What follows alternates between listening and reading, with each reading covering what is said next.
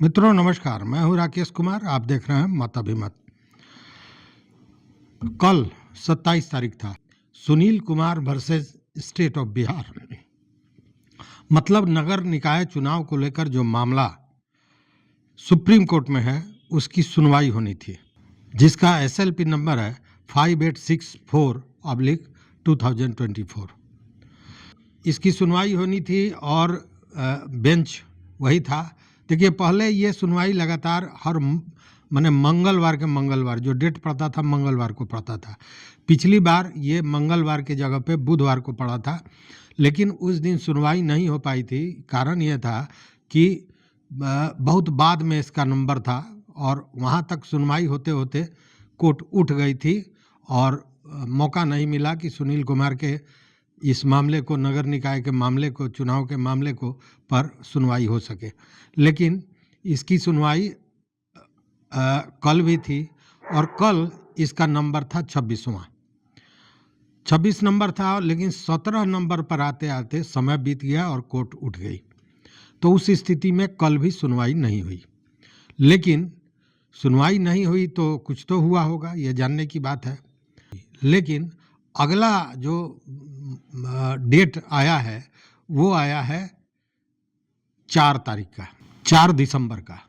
और 4 दिसंबर को ये जो केस है ये बहुत पीछे नहीं है। कहने का मतलब कि जैसे कल 26वें नंबर पर यह केस था, लेकिन ये अंडर 10 जो अंदाज़ा लगाया जा रहा है कि चूँकि 26 केस थे उसमें से 16-17 केस का निष्पादन हुआ तो 10 नंबर के भीतर इसका नंबर होगा और वैसी स्थिति में इसकी सुनवाई हो सकती है कि इसकी सुनवाई हो। इसको लेकर आप देख रहे हैं कि बाज़ाब्ता ये कंप्यूटर जनरेटेड डेट भी आ गया है, जिसमें स्पष्ट लिखा हुआ है कि ये जो SLP नंबर है ये उस दिन सुनवाई होनी है। और जो कोर्ट है उसमें जज हैं जो हैं वो है honourable mister justice Suryakant and honourable mister justice Ujjwal Bhuyan. मतलब कि वही दोनों आदमी हैं, न्यायाधीश महोदय, जो पूर्व में भी इसको की सुनवाई कर रहे थे। चूँकि जब मंगल से बुध वाला डेट हुआ था तो एक भ्रांति फैली थी कि कहीं दूसरे जज आ जाएंगे तो फिर दूसरे जज आएंगे तो पूरा सुनवाई अलग तरह से करनी पड़ेगी। चूँकि आपको याद होगा कि इसके पूर्व भी जब हाई कोर्ट के पहले सुप्रीम कोर्ट में मामला गया था उस समय भी जस्टिस ऑनरेबल सूर्यकांत ने ही कई डिसीजन दिए थे, जिसमें एक अंतरिम डिसीजन था जिसमें उन्होंने जो डेडिकेटेड कमीशन था उसको गलत करार दिया था। तो यह भी उन्हीं का दिया हुआ था। तो उस स्थिति में चूँकि जज वही हैं इसलिए बहुत, और सारे केस को लोग जाने हुए हैं, सुने हुए हैं, तो बहुत लंबा ये केस खींचेगा ऐसा नहीं लगता है। लेकिन अब तो सवाल है कि मामला न्यायालय का है, उसमें कहीं कुछ कहा नहीं जा सकता है। चूँकि आपको याद होगा कि ये सारा मामला ट्रिपल टेस्ट को लेकर हुआ था। चूँकि ये जो केस शुरुआत इसकी जो हुई थी वो तब हुई थी जब नगर निकाय चुनाव की शुरुआत भी नहीं हुई थी और उसी समय ये हुआ था कि OBC को जो आरक्षण देना है वो दिया जाए। और इसी को लेकर चूँकि सुप्रीम कोर्ट ने इस तरह का आदेश दिया था कि ट्रिपल टेस्ट के बाद ही जो आरक्षण दिया जाता है वो दिया जाना चाहिए क्षेत्र के आधार पर, लेकिन वैसा हो नहीं पाया था, जिसको लेकर सुनील कुमार हाईकोर्ट में गए थे। हाईकोर्ट ने रोक लगाई थी। ये पुरानी कहानी है, लेकिन फिर मैं एक बार दोहरा देता हूँ बहुत संक्षिप्त में। वो हाईकोर्ट में गए थे। हाईकोर्ट ने कहा कि नहीं, आप या तो ट्रिपल टेस्ट करा के चुनाव कराइए, अन्यथा सारे आरक्षित सीट को जनरल करके आप चुनाव कराइए। उसके बाद सरकार ने जो पुराना आयोग था OBC आयोग, उसी को डेडिकेटेड कमीशन मानकर उससे करा लिया था ट्रिपल टेस्ट। लेकिन जब जैसे ही चुनाव का डेट निकला तो वो उसको रोकने के लिए चले गए सुप्रीम कोर्ट में। इसी दौरान सुप्रीम कोर्ट में सुनवाई के तहत जस्टिस ऑनरेबल सूर्यकांत ने ये बट कहा था कि उस कमीशन को डेडिकेटेड कमीशन नहीं माना जा सकता है। लेकिन जिस दिन ये मामला हुआ उसी दिन सरकार ने डेट निकाल दिया इस चुनाव का। खैर चुनाव भी हो गया, लेकिन बाद में सुप्रीम कोर्ट ने यह कहा कि चूंकि ये मामला राज्य का है, पटना हाई कोर्ट के अधिकार क्षेत्र का है, तो आप पटना हाई कोर्ट में जाइए और अगर वहाँ से आपको लगता है कि न्याय नहीं मिला है तब मेरे पास आइएगा। लेकिन इसके लिए मात्र 4 महीने का समय दिया था सुप्रीम कोर्ट ने हाई कोर्ट को कि 4 महीने में इस मामले का निपटारा कर देना है। लेकिन 4 महीना कौन कहे, लगभग 10 से 11 महीने लग गए थे और जनवरी 24 में इस पर डिसीजन आया था।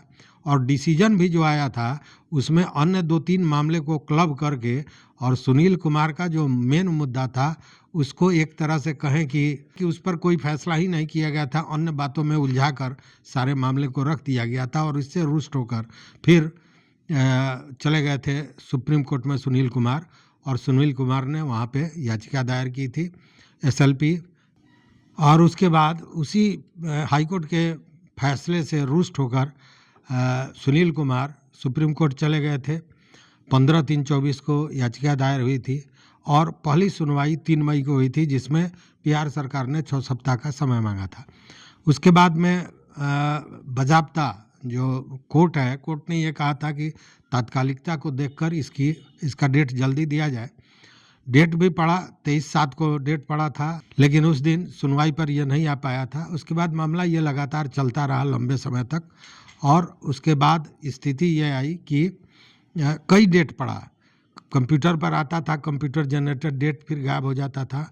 अंत में होते होते ये कल 27 तारीख को आया था। इसके पूर्व भी आया था, लेकिन उस दिन भी जो केस था या इसका नंबर बाद में था तो सुनवाई नहीं हो पाई थी और वही स्थिति कल 27 तारीख को हुई थी। लेकिन अब जो 4/12 को डेट पड़ा है, यह डेट फिक्स्ड है और इस डेट में सबसे बड़ी बात क्या है कि शुरुआती दौर में ही यह केस है, इसलिए उस दिन सुनवाई होनी ही होनी है, यह बात तय माना जा रहा है।